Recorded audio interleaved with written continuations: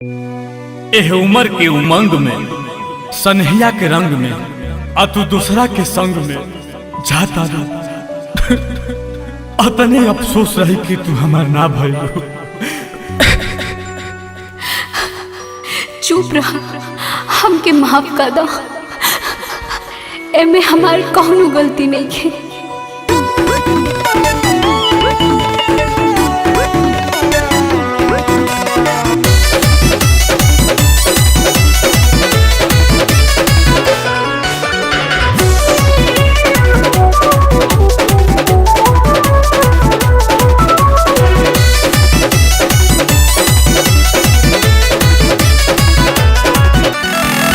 करेला तू प्यार जानी गिरिया बा हमार जानी रोई हायला भार जी।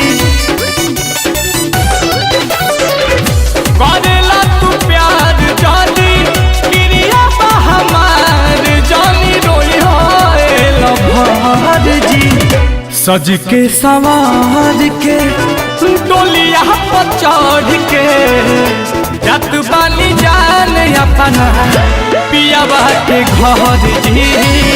सज के सवार के डोलिया पे चढ़ के जत बाली जान अपना पियावा के घर जी।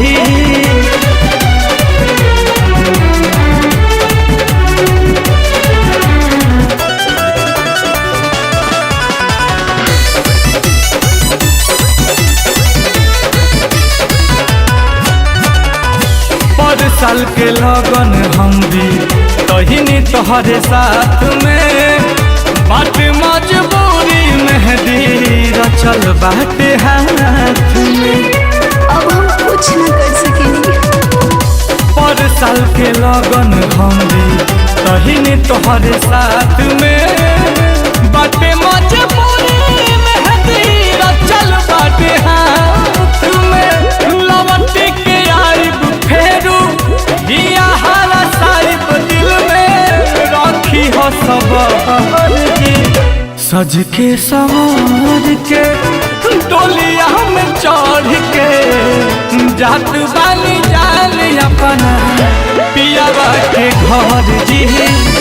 सज के सवार के डोलिया में चढ़ के जात बाली जान अपना पियावा के घर जी।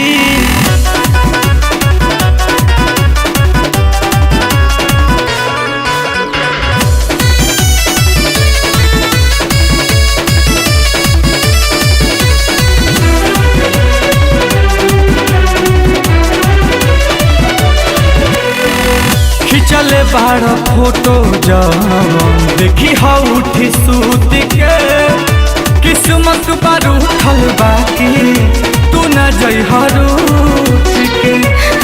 शायद अभी ना हो पाई जान।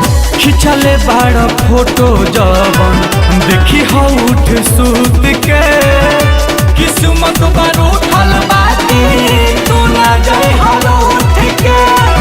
बुझ तू लाचारी सुना और न बिहारी लोरावा वही धर धर जी।